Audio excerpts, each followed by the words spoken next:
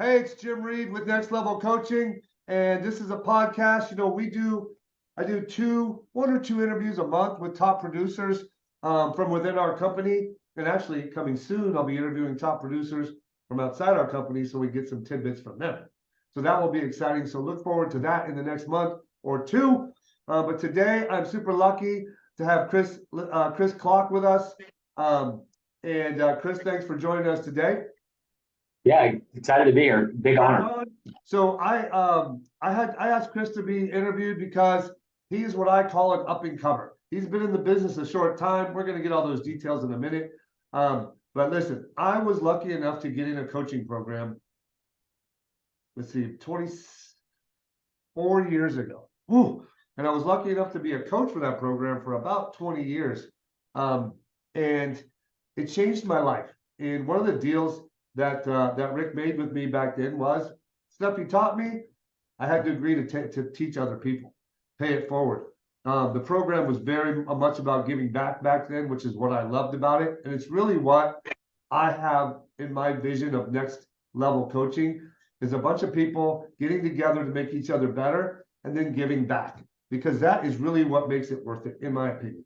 So we want to learn from the top producers some stuff that you can pick up for your own game. So when you listen to these, you should find one or two things that Chris is doing and make them your own. So I want to get started. Chris, tell me, well, what year did you get in the mortgage business? April of 21, so a little bit over 2 years now. April of 21.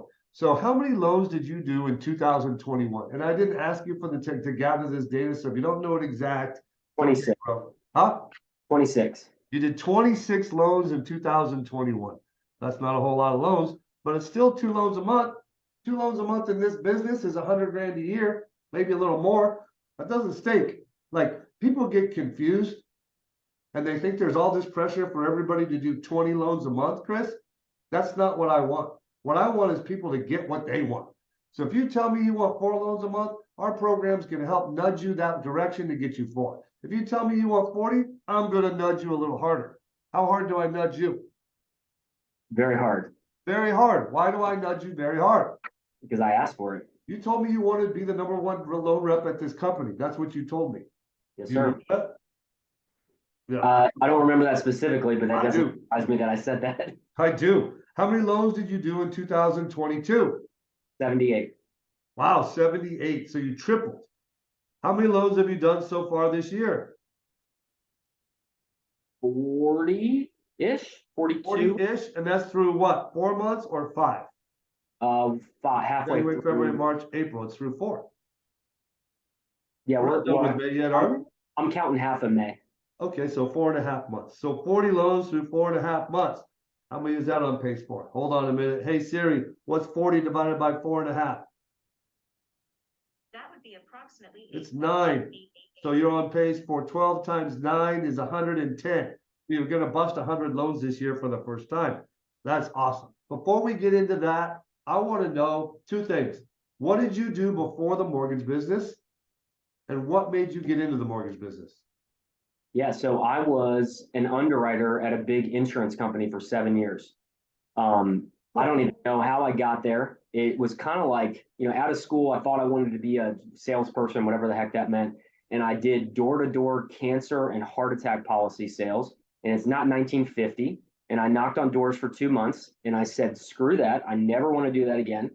And so I ended up at a Whoa, slow down. You knocked on doors selling insurance for heart attacks? And cancer policies. Yep. Critical illness stuff. So life insurance. Yeah. Basically. I mean, supplemental income insurance? Yep. Did you sell any policies? Yeah, like 1. Oh. It was horrible. How much did it pay for the 1 policy? Decent, maybe $1,500. I don't know. But not decent, buddy. When you can make $4 grand doing 1 mortgage, wow. Like sometimes I think I didn't even know you were going to tell me that story. Guys, we're lucky to be in this business. Like there are a bunch of other sales jobs out there that you may not realize how bad they really stink. Door-to-door selling, that is crazy. So then what happened? Well, I was paying for my own hotels and stuff too. So it was 1099. Oh yeah, it was done. So anyways, ended You up got a finishing bad that. kicker. You picked a bad job. Keep going. Yeah, it was bad. It was bad. They got me. They got me. So I worked at a trucking company for 2 years as a fleet manager. So I had like 50 truck drivers and managed all the logistics. And then it was a dead end job. There was nowhere. People had been there for 10 years and getting fired to be replaced by basically me, as a, out of college. And then so I ended up getting on at Unum, which is this massive insurance company. It's like Fortune 250. And I started as a bottom low underwriter and got a couple promotions. And I was really searching for something. Like I knew that I should be doing something else. Well, how much did you make doing that? $60,000 a year after my fifth or sixth year. And how many hours a week were you working? 40, just solid 40, great work life balance. There were good things about it. Don't get me wrong, but man, there's no way that's a nightmare of mine is going back there now. Work-life balance is important, but people get a little confused on that. Maybe we'll talk about that later. Yeah. All right, so keep going from there. Well, how did you get introduced to the mortgage business? What happened? So I was, there's something called like bigger pockets, house hacking, burr methods, these different methods of financing. And I was looking at coming and buying a investment property. So my wife and I were thinking about moving from our starter home into a duplex. And then after a year moving, and then we'd have 3 rental properties. So I actually came in from a referral, came to Summit to buy an investment property. I ended up sitting down with our branch manager here, Clarence, had like an hour and a half buyer's consultation. And at the end of it, I was like, man, that is what I want to do. So Clarence and I, Hour and a half buyer consultation. Mm-hmm. Chris, Yep. a lot of these guys listening, I've heard this before and I'm kind of on it right now. They're bragging about how short they can make their consultations. And it's bugging me, man. Like it's so scary to buy a house right now and people get shopped so much that we have to treat our leads like gold. And honestly, that's what Clarence did for you. And look what it turned out to for him. Something he didn't even see. He didn't think that he was going to maybe hire you someday, but he spent an hour and a half with you. And tell me more about that. So we both had to go to the bathroom really bad because I'm basically a middle-aged woman when it comes to that stuff. So we're both going to the bathroom, and we'll get not completely graphic, but we're both going to the bathroom. We're standing at the urinal, and I didn't look over too much, but I said, "Hey, Clarence, are you guys trying to hire anybody?" And he kind of like, "Yeah, I mean, who do you have in mind?" And I was like, "Me, what are you talking about?" And so then we stayed in the bathroom for 20 minutes where all great business takes place, and kind of talked about it for a second. And he was like, "I was going to talk to you about it," and I was giving him a hard time. No, you weren't. You weren't going to talk to me about it. So like he's like, "Hey, let's talk." So I actually went. I'm a professional soccer referee as a side gig, so I had a couple games. I had to drive like 6, 7, 8 hours away that weekend, and I found a bunch of videos about Summit and all the stuff that Todd had out on the internet. And I listened to everything. I did a 40-hour week over the next 3 days, nonstop, listening to all the videos. And one of the videos Todd had was actually like a monthly call, and he said, "Here's the 10 things that make a good loan officer." And he described me like to my soul. And I sent that to my wife and I said, "Listen to this." And she said, "Oh, that's you." And I was like, "I found it. This is what I'm doing." Really? So yeah, so Clarence was like, "Yeah, I mean, we're working on some stuff." And I was so stinking impatient. About 2 days later, maybe the next Wednesday, I sent him this really long email that I found a couple days ago. And it basically said, "I do not care what you have me do. If you have me, cream or sugar, you tell me what you want in your coffee, I'm going to get it, but I need to get in the door." And so he called me 5 minutes later and said, "Hey, you got the job, man. We got to do all this compliance stuff. Like, come on, calm down." And I wasn't. I was on fire. So over the next month or so, I did all my 20 hours. I just got up at like 5 in the morning before I started my day job at Unum and did 2 or 3 hours every single morning at night, and just kind of engulfed myself and just trying to get the licensing piece sorted out. Now, I just wrote down, like, if you're watching this video, you should have a pad and paper and write down things that stick out at you. One of them I wrote down is I got to watch that video that shows the 10 things, the 10 skills that Todd said. Do you remember any of them? I have it saved. Send it to me. Do you remember any of them off the top of your head? If you don't, it's okay. Yeah, drive was a huge piece. That's the one that stuck out the most because my drive. Go ahead. That's fine, and that's good because when I listened to you say that you got up and did 2 hours of this work, research, licensing before you went to your real job, I mean, that's drive. You know, lots of people want to do something. Lots of people listening to this video want to create a well list and want to do this and want to do that. But it's like at some point you got to stop talking about it and you got to start doing it. In this market, we a year 14 months ago, I said it's going to be a two years of ugliness. And I think people thought that once we got through this past winter, that it was going to be quote unquote easy again. And it's not. It takes drive. It takes these little extra things that you're talking about. So keep going. You worked on getting your license. That process was kind of long. And then when did you start? I started April 26th of 2021, and then I was licensed by mid-May, I think. So I didn't start originating. I think my first loan I closed was in June of 20. So you're one of the big up and comers at our company in terms of production. A lot of people started under our MLA program during COVID and right before COVID and a little bit after it. And gosh, frankly, a lot of them didn't make it. We look back and think why. And one of the things that sticks out at me is loan knowledge. I don't know how else to say it. I want to use a different word, but I can't find a different word. Like I think it takes three things to be a really good originator. You gotta be an underwriter level thinker. You gotta be like a master technician. You have to have unbelievable sales ability, which is the drive and the skills of sales, right? That's sales ability. And then you gotta have a company that's like-minded, because there's lots of mortgage companies out there, and they're not all like-minded, and they're not all like us. Those are the three ingredients I see, and I think the MLA program struggled a little bit because they don't have a lot of loan knowledge, so they're putting together files that don't really work, and then they get beaten down and embarrassed or whatever. So, you started off in the first year, you did 20 something loans. How did you handle the business and the loan knowledge part? What did you do, to deal with that? A ton of it's trial by fire, which is scary. That's really scary. Like knowing there was stuff that came up that I did not know until I messed up. And you learn from it and you write it down and you talk to your mentors that you have. Like that's one of the things that's phenomenal about Summit is like I have 10 people I can call when I have a bad day and they've been there. So they can give me specific tactical knowledge on how to deal with stuff, but it's also just, a little bit of commiserating and then also a little bit of, all right, pick yourself up, go have the hard conversation, go have it quickly and get over it and move on. Right. But also, add value. I think that's one of the things that's differentiates a Summit person is there's so much value that we add in the consultation piece, right? Yeah. Education, and then also the structuring, and that it does take time. Well, you bring up a good point. I think the pick up the phone call and have the tough conversation when you're growing, when you're in growth mode, it can stop people because it's not fun to make that phone call and to tell people you messed up or whatever the news may be. I have a method I use for that and I teach, but what's yours? Well, you got to call someone and be like, whatever, the loan broke for some reason, whether it be their fault, your fault, or no one's fault. It's still not a fun phone call to make. What's your tactic for doing that? I think laying out, hey, this is what happened and here's the solution, going there and then apologizing, whether or not it's your fault.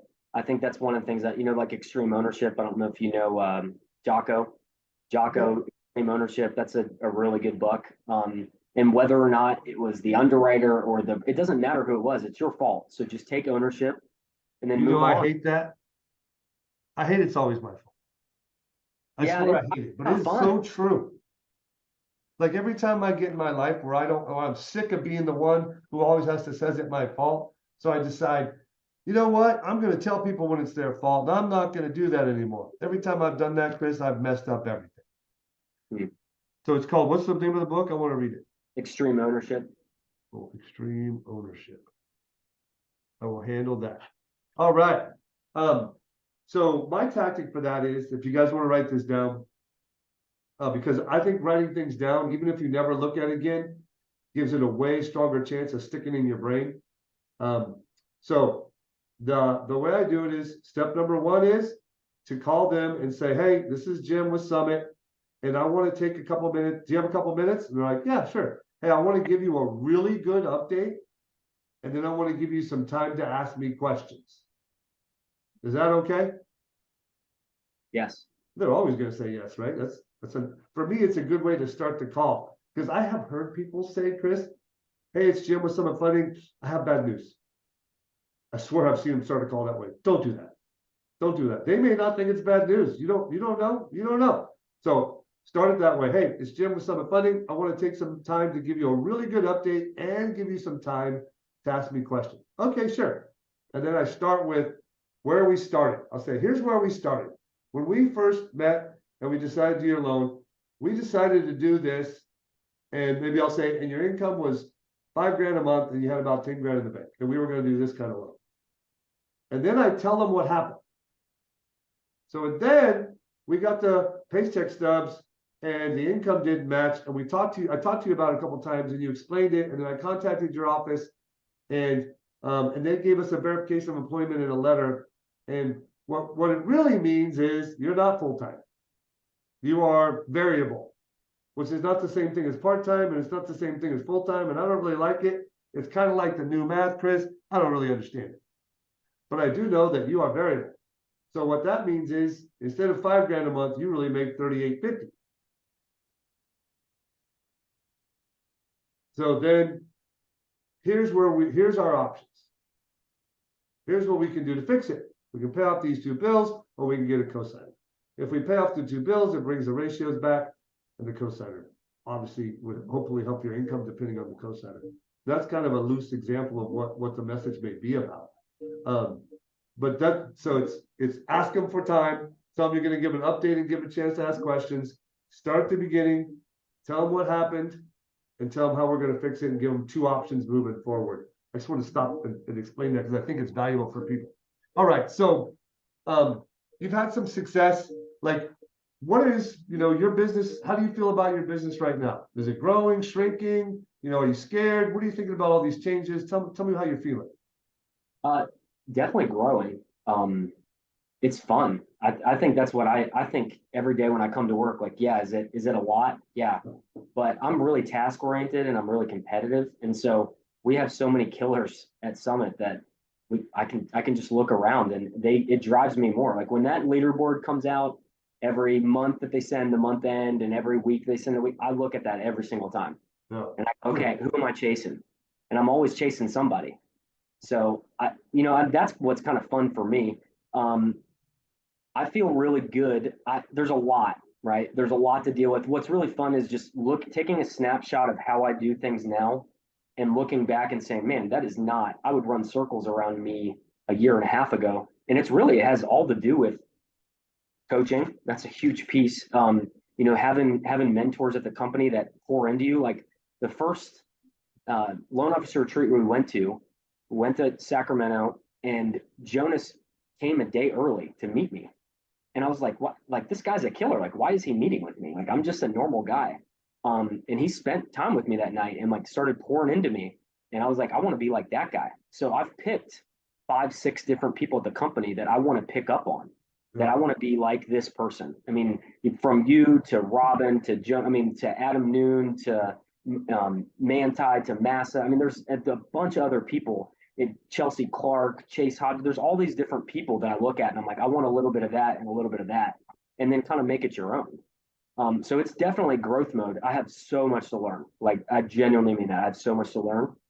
But I think the longer you get in the business and the more deals you do, the more you end up going, hey, like, it is incumbent upon me to talk to as many people as I possibly can, because I know the way that loan officers do business, and they just go, hey, here's your pre-approval letter, ask questions when you have them. And they're not adding the value that we do. So like, you challenged me a few months ago, maybe 6 months ago, like, where are your current client referrals? I think I had 75 leads 2 months in a row and I was feeling kind of good. And you looked at it and you're like, hey, where's your current client referrals? And I was like, well, I don't know. You said, are you not asking? I'm like, no, not really. And you're like, well, that's dumb. Like, ask for current client referrals. So it's been a process of me doing that. But like last month, I had 57 leads and 10 of them were current client referrals. What? Yeah, because I'm just asking, and you start getting more comfortable. As you do it, you feel more comfortable. Let's role play it. Tell me what it sounds like. Yeah, so you want some reticular activator speech? Sure, give it to me. All right.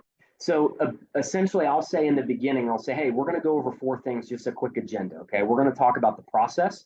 You're going to leave knowing the cash to close. You're going to leave knowing your monthly payment, and I'm going to answer all your questions. Does that sound good, Jim?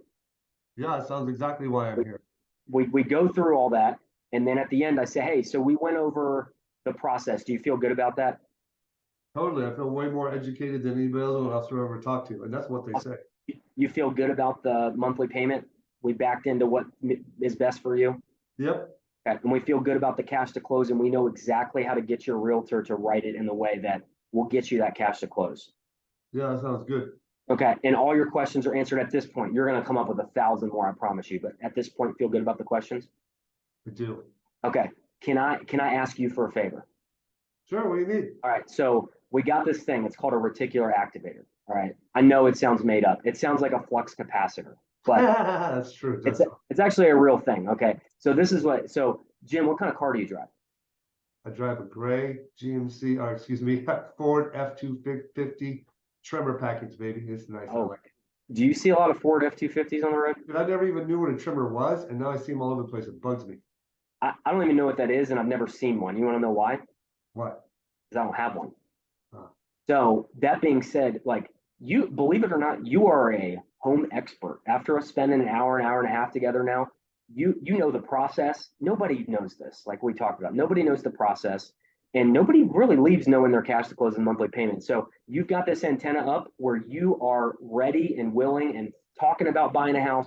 People are going to come to you and ask questions. My ask for you is, can you commit to me that if you have any of these people talk to you, even if they're just talking about, hey, years down the road, can you commit to me that just connect them with me? What do you mean? Well, just, I mean, I don't know if you know this, but the way I do business like this for 2 reasons. One is I remember me buying my own house and I had no idea what I was doing. And I don't want anybody to experience that. So I want to make sure I'm taking care of you. And if you want to do it from like a business standpoint, I don't pay for any advertising. All my business is referrals. So my goal is to help as many people as possible and then be connected with their friends and family, coworkers, whoever it is. Yeah, I can do that for you. Yeah, I appreciate that, Jim. Cool. Well, hey, and then just move on. So how long you been doing it? First of all, dude, I don't blow smoke, and I'm not a bullshitter. Everybody knows that about me. That was freaking excellent. Thank you. Yeah, freaking excellent. Like, but so that you guys know, I've recorded the professional presentation in segments on YouTube, and you can watch them. And that's in there. But man, you blew it away. Great job. So how many leads have you gotten? From that, I really Was started. that last month? No, well, I started fine tuning it. So I saw a big shift when I started getting them to verbally commit. That's the biggest tactic. And I mean, all this stuff is picked up on our Friday calls. Like it's you or Robin or Todd that's teaching it to me. I am not smart enough to come up with all this stuff on my own. None of us are, man. I got no originals. So basically, I was doing hey, and if you know any friends or family, here's this sheet you can fill out if you want to, and I moved on. Now I started and I would give them a reticular activator speech, but I would just be like, yeah, so if you can, that'd be cool. And now I started going, all right, well, and this is from a lot of my realtors, it's all the psychology. Get people to say yes several times and just show that you actually delivered, right? So I set the agenda so that they know the 4 things and then they leave and they will tell me, yes, you did those 4 things. And then they automatically feel like, well, of course I want to help you. Like you've helped me. You did what you said you were going to do. Dude, there's three things you did in there that are textbook sales closings. So the way you build rapport, guys, is with small kept promises. It's not with closing a loan in 9 days. That doesn't build rapport. It impresses people, but it's not rapport. Rapport is a connection. If you're in a relationship, like me and Ann, we talk about staying connected a lot. So because we talk about staying connected a lot, we stay connected. And we talk about things that make us feel unconnected and then not do them. So when I tell her I'm going to be home at 5, if I'm at home at 4:50, we are connected. If I'm home at 6:15, we are disconnected. Because I broke my little promise. But what you did was textbook, dude. You made them 4 promises in the beginning, and then you kept them during the meeting and reminded them that you kept them. So they feel connected to you and they're in rapport with you. So that when you say, can you do me a favor? When you bump into people and you do your speech, which is really good, can I count on you to send them my way and refer me? And they say, yeah, I can do that. That's the verbal commitment you're talking about. That is like, if you guys don't pick up anything else from this video, watch this. If you don't pick up anything else from this video, pick up that. Add that to your presentation. Add the agenda at the beginning. Go through those points and make them admit that you delivered. And then tell them how you get all your business by referral and ask them to commit to sending you some business. Now, watch this. What do you do with those 10 leads? I sent them back to the agent that sent them to me. Who else is doing that? Nobody. Nobody. Nobody. It is the smallest thing. It doesn't cost any money, but it does cost time. And the problem is, we all think we're so busy that we got to trim time from everything, and we overbook ourselves. So everything we do kind of stinks instead of doing less at a higher level. That's what builds business. Do less at a higher level. Wow. I'm already blown away. I could go. I mean, this is all stuff I've learned and relearned through my career. So it's good for me to get refreshed by it also. So now, that was one of your tactics for getting leads right now? No, I mean, that has been a big thing. So I don't know Well, if 10 leads in a month is 2 closings. Okay? 2 closings is $8,000. So $8,000 times 12 is $96,000. So we just gave all the Summit Funding loan reps a $96,000 a year sales tip. The question is, how many of them will really do it? How many of them believe you? That's what always bugs me. So what else is your best tip right now for generating leads? Being intentional about, like a tactic, something they can copy. Like, this is something, bro, that was excellent, and it was a tactic. Give me one more. So I would point to just BNI. Like, and I know BNI, Business Network International. Oh, really? Some people are BNI proponents and some people hate it. So yeah, tell me about yours. How do you do it? It's all about deep relationships. So I'm in leadership out of BNI. So I'm the president of a chapter here that I started. Got to pause right there. Yeah. And you're giving off good nuggets today. The only way BNI works, in my opinion, my experience talking to people for 20 years, is if you start it yourself. So you invite the people and create it, because then you're the leader. Or if you're in it, be the president, because then you're in a position of influence and you'll be in relationship with these people, and that's when they pay off. If you're just going to show up once a week, pay your dues, show up right on time, leave right on time, don't bother. Keep going. Well, yeah, and I think oftentimes with the BNI, like you said, being the president, I run the agenda and I run the meeting. So there's obviously going to be more talking, there's more interaction, but I try to keep the energy level really high because I'm kind of a spaz. And so the people that we bring in, we've been really, really particular on not just filling seats to fill seats. Yeah. So like for instance, we had a realtor, that really sweet lady, but I didn't know who we were adding right away. Somebody was like, yeah, we should have this realtor. She did 3 deals in a year, like during the height of everything, like a land deal, a manufactured home, and 1 deal. Yeah. When we were so particular, we took 2.5 months to fill that, and we just filled it with a killer. So like Keller Rookie of the Year. Because you're the president, you actually pay attention to their business and how many leads they're referring. And if it ain't working, you get them out of there. Yeah.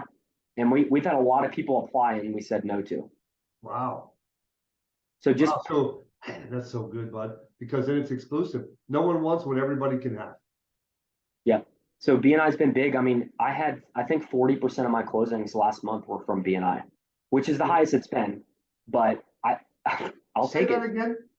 40% of my closings were from BNI originally. I have a Rockstar home inspector, a Rockstar homeowners insurance. I now have a Rockstar agent, and I have my attorney is phenomenal. He gives me a ton of leads. So what kind of attorney is he? He's a divorce attorney. He does family law. Family law.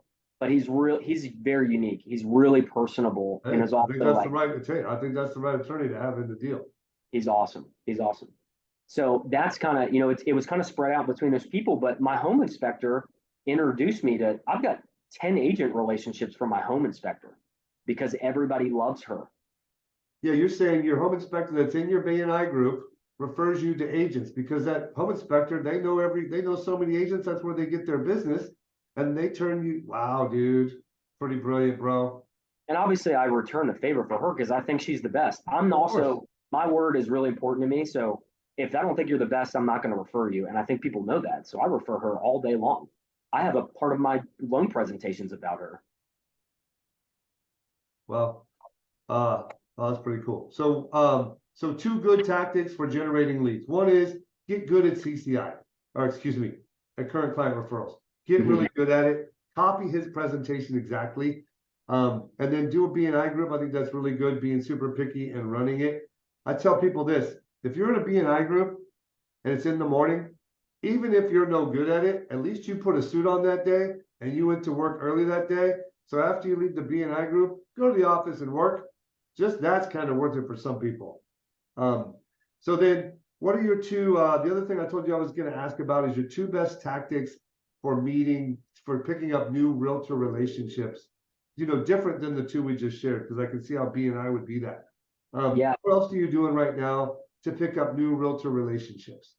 So my best agents, I'd say my top five, I ask them who they know, who are the new people they know, or who are the people that I get along with, and I have them introduce me. So it's a triangle of trust right there. So buddy introductions. Yeah, but just buddy introductions. What's your process for making sure you do it? Like I've been teaching, I've been howling at the moon that Tuesday updates and buddy lunches are the way that Josh Stigman and I built our businesses over the years. And I've also done the stats. Like people may not know how much of a numbers guy I am. Really, I really do pay attention to stuff.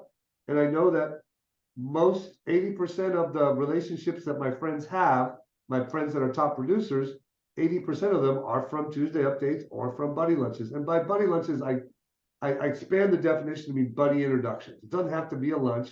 They could just introduce you. That's fine. And then you go meet them one-on-one. So what's your tactic for remembering or your process for actually executing on obtaining that introduction? Um, I want everything. I want to know all the people, right? So I don't know. It's always on my mind. It's like Pokemon. Got to catch them all. So for me, it's always on my mind. Like I have a real estate agent here who will be the number one real estate agent in Chattanooga, like taking over the world. He has a ton of credibility, right? And so what he says has a ton of weight, and I would extend that to my other five people. Um, I just remind them like, hey, have you worked with any agents recently? Keep Have you going. worked Keep with going. any agents recently where you're thinking to yourself like, hey, it'd be really helpful if they had a good lender, right? So I mean, I've had deals with a few of these people where they've had offers that have come in and they said, hey, I don't like this out of town offer. If you get pre-approved with my lender, I'm going to look at it, but I got to make sure for my client's sake. Now, no idea if that's compliant, no idea at all. Well, say it But again because I had someone blowing up my phone. It was my son. I have Rebecca. Excuse me, guys. I had Rebecca call to make sure someone's not hurt. So what? So tell me again. I'm really sorry, but do it real quick. yeah, so just having a him or her, whatever, just always because I'm taking care of them at such a high level, they're just kind of I'm just remind them every few weeks, like, hey, do you have anybody that's on one of your deals that you want to introduce me to? Right? Because of their credibility. How did you start that relationship with your realtor to where you didn't feel like you were being a leech? Because I'm trying to put myself in the position of, there's three kinds of loan officers. There's ones that, want to do it and are scared. There's ones that used to do it and wonder whether they can do it again. And there's ones that are just kind of stuck. And I'm like, how do I springboard them? Because I really feel like things are about momentum, right? And momentum is like the old saying. My buddy lives across the street from me. He's like, "Hey, a body in motion tends to stay in motion. Body at rest tends to stay at rest." And so, really, it's just about getting going, right? Like going to the gym like working out is easy once you're there. It's getting there that's a pain. Yep. Getting out of bed, you know, but once you get past that just starting is the key. So tell me how you get in a position where you start momentum. Well, I think, yeah, you just have to deliver first, right? I'm not going to go a brand new relationship, ask for them to introduce me to somebody else, right? So you kind of have to gauge that. You got to have a little bit of awareness. Um, And, sometimes they'll ask me like, hey, is there somebody you want to meet? And I'm like, yes, everybody. So, I mean, that's not super helpful, but one of Yeah, the, but I appreciate that. But Mike, what I'm looking for, and I'm guessing at this, so I could be totally wrong and embarrass myself right now. But my guess is when you meet with your realtors, when you start off a relationship, or at some point, that this is a total guess, bro. So correct me if I'm wrong, but I know you. I've coached you twice, or at least subs. We talk a lot. You pursue me. You call me all the time, ask me advice. I think the coaching program, Next Level Coaching, has springboarded your career, which we'll talk about in a minute. oh, yeah. But what I think I know about you is when you sit down and start a business relationship with a realtor, you probably say something like, hey, listen, I'm new to the business and I'm looking to grow my business and I want to be around successful people like you. And so I'm going to be looking for, other people like us to hang out with. Now, it may not sound anything like that, but my guess is that you let them know that you're aggressive, that you're going to ask. Do you? No, I What mean, do you do? I'm going to start doing that. So thank you. Well, I don't know. I mean, what you're doing seems to be working. What you're just saying, like, hey, if someone compliments me, I say, hey, thanks so much for the compliment. Do you know anybody I should be calling on? Yeah. And I mean, maybe that's kind of an adaptation of a current client referral. I need a current realtor referral, and I'm not asking about that. So I'm giving myself some homework. Well, how do Um, you get them, bro? I need you to teach people how to do what you do. That's the purpose of this call.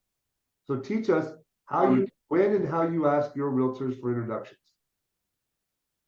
so after I've delivered and you make your Monday calls and I feel like, all right, I'm your guy, right? I'm not your third person. I'm not here's a Zillow lead. I'm your guy. Okay. I'll just say, hey, do you have anybody at your office? Like So I'm first I'm step is earn the right to be their guy or girl. 100%. Don't ask too soon because it's too cheesy. I'm not believe this or not, I'm not really an aggressive salesperson. Like you have to challenge me to ask. And so I'll even tell some of my agents that like, hey, I know this is kind of a little out of character for me, and this is something I just said to somebody on my Monday call yesterday. Hey, I was just talking to my coach and they told me I need to have 3 people that I'm not currently working with that I really want to work with. And hey, this is a little bit out of character, but you're number one. And he's like, oh, well, are you telling me, like, are you telling the other 2 people that? And I said, no, I'm not a liar. You know me at this point. I would have told you that you're one About of those. three. Yeah. Yeah. So I told him, and I was like, listen, I'm going to pursue you for 90 days. So just be ready. So And you're saying this is someone you don't work with that's on your 40 realtor list. So on our 40 realtor list, we have the agents we work with, the agents, maybe some of them that we used to work that we're re-pursuing. And then we have our agents that we or wish we worked with. Those are the 3 categories I tell people to put on their 40 realtor list. The first beginning is easy. Put the ones that are currently referring you. Of course, qualify them. How many buyer sides they did in the last 12 months. How many buyer sides you did with them. That way you can get a feel for if you should be calling on them and if they really are using you or not. And then the ones that used to use you that dropped off, put those on there because they'll give you a second chance if you apologize and you ask, prove to them that you did something to fix it. They'll give you another chance.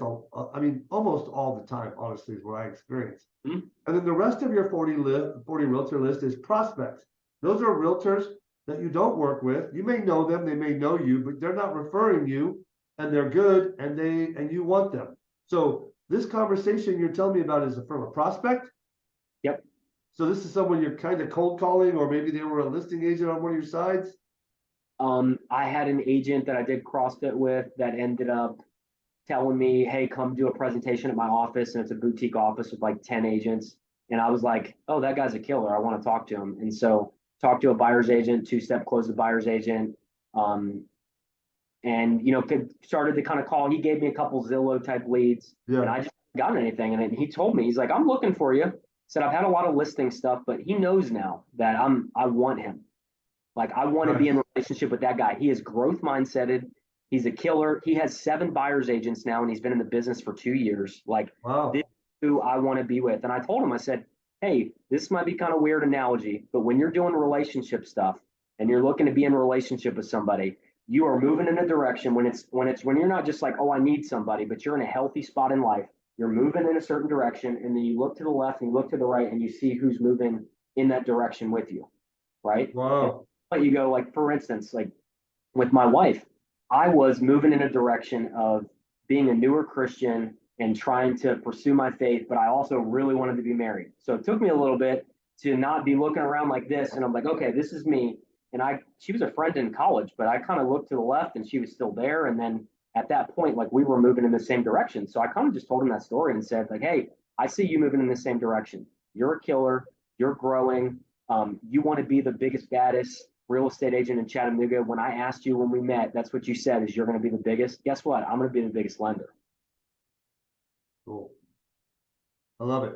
So, tell me about, I see on over your corner, you got two of our Yetis. Our Yetis are those awards we give out. Each coach, each semester give out a little silly stuffed animal that's really not about the trophy. It's about rewarding the effort that people put in to their own businesses, which is kind of crazy when you think about it. You got to get a trophy to pour into yourself. But hey, we're trophy driven people. We're like, results driven people. And you've won two of them out of 2 semesters or 3? 3. No, didn't win the first one. It's my chip. I like that. I got a chip on my shoulder too. It's big. Um, and so tell me about coaching, what it's done for you and what those trophies mean to you. Yeah, it's actually really funny to look at them and think of objectively what they are, right? Like, oh, it's a $10 stuffed animal. My son, I got one in the mail because it was, we had a virtual one this last time, and he opened it up and he's like, "Dad, did you give me a stuffed animal?" And I'm like, "No, Don't touch that. you're not touching this with your grimy hands, son. There is not a chance." Um, that represents a lot of late nights, a lot of doing the crazy homework assignments that whoever gave me, whether it be Josh or Chris Neal or you, whoever gave me some of these crazy homework assignments, I just want to win. And so it represents like a lot of hard work for me. And when I look at those, not that I sit over here and look at them all the time and working too much to pay attention to them that much, but when I sit there and I look at them and I think about them a little bit, it means so much because it means that I was coachable. And I think that was one of the things that Todd said on one of those 10 videos that was really impactful for me was, are you coachable? And I remember 5 or 6 years ago, somebody asked my wife one time and said, "Hey, what's your husband's best quality?" And she said, "He's coachable." I was like, "What in the world? Like, I have beautiful eyes. I play soccer. The legs are pretty decent. Don't look at the abs, but I mean, Okay. what are you talking about?" And she said, I said, what does that even mean? And she said, "You are really opinionated and you move in a direction, but if somebody gives you good direction that's sound advice, you'll repent basically and say, 'Hey, totally, I'm with it,' and you'll move in that direction." And I was like, "Oh, Good shoot, quality. this is pretty decent." I didn't even know that was something about me. So it just, for me, those are very much about, I just want to be coachable. Like, I can't tell you how many times I did your silly homework assignments, knowing that all it was going to do is for you at the end of a call, if you showed up, to say, "Good job." I'd stink and work a 12-hour day to make my 75 realtor calls so you'd say, "Hey, good job." That was it. And so Yeah. you end up like your coaches end up, if you're a coachable person, like I played college soccer, and the only reason I was on the field because I was coachable. I'm not the most athletic. I work really hard, but not the most athletic. Yeah. I just want to be on the field. Like, I'm a words of affirmation person. I didn't know that about me until a couple of years ago. Yep. I think that's awesome. Well, listen, I appreciate your time today. I think that you gave us a couple really good tips, and emphasized, like, guys, the longer I'm in this business, the more I realize that I just keep relearning. And I also know that it's mandatory. I have to be in a group. I got to be surrounded by peers doing the same thing. I got to realize how I'm motivated. Like, people are motivated by pressure, praise, or competition. What's your number one? Competition, What's number two? praise. Really? I don't really care. The pressure doesn't, it's fine. I don't know. And maybe part of it's the like professional soccer referee background. So I've done, like ACC games on TV and stuff. And so it's it's actually not as much pressure as that. It How doesn't is feel, that not? That yeah, would stress me out. So yeah, competition, usually the top producers that I see, number one is either competition or pressure. And I think praise is important. I think praise should come in chunks and competition and pressure should be daily. So I'd say I want a pat on the back so that hey, you're doing a good job every few weeks. And then I literally, for me, I don't feel my chest puff up. I Yep. feel like, hey, I'm doing the right thing, continue to move in the direction. Yep. Well, I really appreciate it, guys. Share this with a friend. You can forward it to them. We're looking to add loan officers to our company. We're looking to add loan officers to our program. And we want to do that because it's my mission to give back. And Chris, I expect you to start pursuing me as a coach someday. But I don't give that out. People gotta come to me. So that's a challenge for you, my friend. Have a great day, buddy. Go give me some more loans. Awesome. Bye.